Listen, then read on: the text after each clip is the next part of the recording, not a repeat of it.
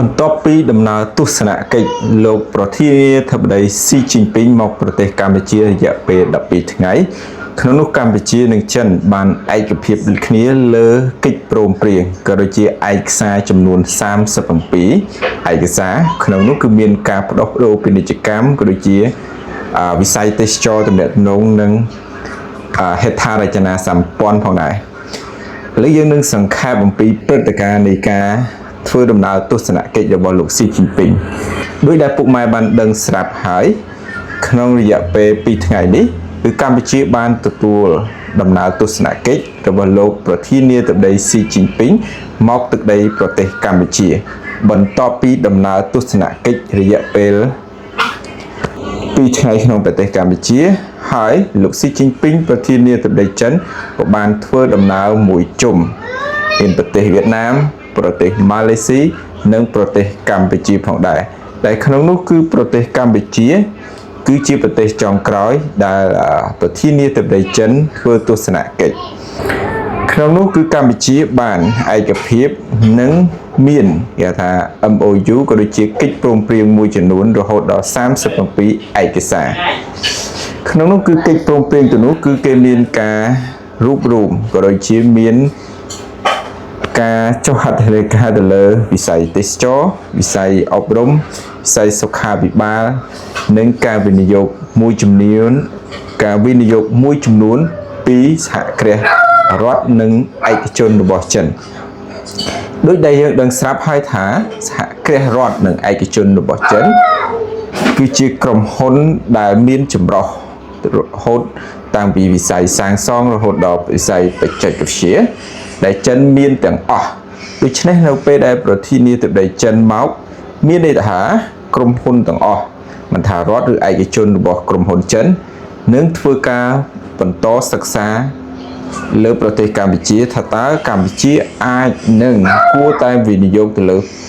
វិស័យអ្វីផ្នែកអ្វីដែលកម្ពុជាអាចនឹងទទួលបានផលពីការវិនិយោគ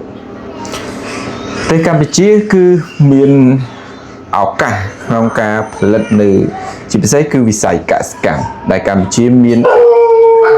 អំណោយផលក៏ដូចជាមានការអនុគ្រោះដល់វិស័យកសិកម្មដែលកម្ពុជាអាចនឹងផលិតនៅវិស័យកសិកម្មដូចជាស្រូវអង្ករពោតដំឡូងមីជាពិសេសហ្នឹងគឺគ្រាប់ស្វាយចន្ទីដែលកម្ពុជាអាចបង្កើនទិន្នផលគ្រាប់ស្វាយចន្ទីក្នុងការនាំចេញទៅប្រទេសចិនដែលជាទូទៅប្រទេសចិនគឺជាគេហៅថាទីផ្សារមួយដ៏ធំសម្រាប់ទំនិញកសិកម្មរបស់ប្រទេសកម្ពុជាហើយកម្ពុជានឹងមានឱកាសប្រសិនជាកម្ពុជាអាចចាប់យកនៅឱកាសដ៏វិសេសវិសាលរវាងភាពជាដៃគូទំនាក់ទំនងរវាងចិននិងកម្ពុជានៅក្នុងខ្លឹមសារនៃកិច្ចព្រមព្រៀងជាច្រើនរវាងកម្ពុជានិងចិនក្នុងនោះកម្ពុជានឹងបដិញ្ញាចិត្តជាមួយនឹងប្រជាជនចិនក៏ដូចជាជនជាតិចិនឬក៏ប្រទេសចិនក្នុងការពង្រឹងភាពជាដៃគូឬភាពជាមិត្តក្នុងការធ្វើយ៉ាងណាឲ្យទំនាក់ទំនងរវាងទាំងពីរជាទំនាក់ទំនងមួយគ្រប់ជ្រុងជ្រោយឬក៏ថាការកសាងសហគមន៍វាសនារួមរវាងចិននិងកម្ពុជាមិនត្រឹមតែប៉ុណ្ណោះទេចិនហើយនិងកម្ពុជាក៏បានសម្ពោធនៅកម្មវិធីជាច្រើនដែលចែករំលែកអំពីវប្បធម៌រវាងប្រទេសទាំងពីរដូច្នេះហើយចិនក៏បានធ្វើទស្សនកិច្ចនេះគឺផ្ដោតទៅលើ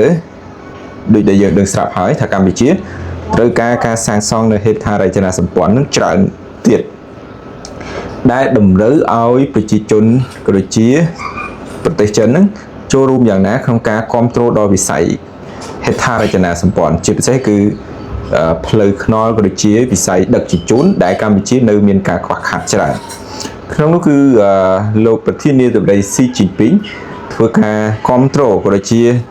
គ្រប់គ្រងចំពោះគម្រោងព្រែកជីកហ្វូណនដេជោដែលកម្ពុជាបានសម្ពោធនឹងដាក់ឲ្យសាងសង់ក្នុងរយៈពេលកន្លងមកនោះ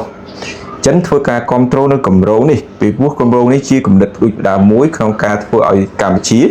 មានកំណើនសេដ្ឋកិច្ចធ្វើឲ្យកម្ពុជាមានភាពងាយស្រួលក្នុងការដឹកជញ្ជូននៅទំនិញតាមផ្លូវទឹកដែលចំណាយនៅ ថ្លៃដើមនឹងទាបជាជាងដែលយើងពឹងទៅលើប្រទេសជិតខាងក្នុងការដឹកទំនិញនាំចេញដូច្នេះប្រធានាធិបតីស៊ីជីនពីងមានការគាំទ្រចំពោះគម្រោងនេះហើយកម្ពុជាក៏មានការគាំទ្រក៏ដូចជាចូលរួមក្នុងការគាំទ្រដល់គម្រោងហៅថាផ្លូវសូត្ររបស់ចិនផងដែរដែលចិនកំពុងតែកសាងយ៉ាងសស្រាក់ស្រាំនៅផ្លូវសូត្រដែលចិនបានកសាងក្នុងការដោះដូរក៏ដូចជាដឹកទំនិញរបស់ចិនទៅកាន់ពិភពលោកក្នុងនោះក៏ប្រទេសកម្ពុជាទទួលរងក៏ដូចជាទទួលយកនៅគម្រោងជាច្រើនដែលពាក់ព័ន្ធនឹងផ្លូវសូត្រហ្នឹងដែលគម្រោងទាំងអស់នោះគឺគម្រោងខ្លះគឺកំពុងតែប្រតិបត្តិការនៅក្នុងប្រទេសកម្ពុជាហើយគម្រោងផ្លូវសូត្ររបស់ចិននេះគឺវាសមស្របជាមួយនឹងចក្ខុវិស័យឬជាគម្រោងហៅថាបញ្ចកោណរបស់រាជរដ្ឋាភិបាលដំណាក់កាលទី7នេះគឺវាសមស្របគ្នានឹងគោលនយោបាយរបស់រដ្ឋាភិបាលដែលរដ្ឋាភិបាលបានដាក់ចេញនៅក្នុងនោះគឺមានការកសាងហេដ្ឋារចនាសម្ព័ន្ធហ្នឹងដែលវាស្របនឹងគម្រោងផ្លូវសូត្ររបស់ចិនដែលចិនគឺមានវិជាតាមួយដ៏ធំក្នុងការកសាងផ្លូវសូត្រទាំងផ្លូវអាកាសហើយនឹងផ្លូវទឹកនិងផ្លូវគោកជាដើមដែលចិនកំពុងតែសស្រាក់សស្រាំក្នុងការធ្វើយ៉ាងណាឲ្យគម្រោងនេះទទួលបានជោគជ័យបើទោះបីចិនត្រូវការពេលយូរឆ្នាំទៅមុខទៀតក៏ដោយចំពោះកិច្ចសហប្រតិបត្តិការរវាងចិននិងកម្ពុជាគឺចិនបានផ្ដល់នៅការគាំទ្រយ៉ាងពេញទំហឹងចំពោះគោលនយោបាយនៃគណៈបកប្រជាជនកម្ពុជាដែលជាគណៈបកមួយមានអាយុកាលរហូតដល់40ឆ្នាំមកហើយហើយគណៈបកនេះកំពុងតែដឹកនាំប្រទេសកម្ពុជាក្នុងនោះគឺអារម្មណ៍ស៊ីជីនពីងបានគាំទ្រចំពោះគោលនយោបាយរបស់គណៈបកប្រជាជនមិនត្រឹមតែប៉ុណ្ណោះទេគឺរដ្ឋាភិបាលឬក៏បកកុម្មុយនីសរបស់ចិនគឺមានការជួយបង្វឹកក៏ដូចជាជួយផ្ដល់ជាការបណ្ដុះបណ្ដាលទៅលើមន្ត្រីមួយចំនួននៅក្នុងប្រទេសកម្ពុជាដើម្បីស្វែងយល់អំពីរបៀបរបបនៃការគ្រប់គ្រងរបៀបរបបនៃការចាត់ចែងការងារនៅក្នុងប្រទេស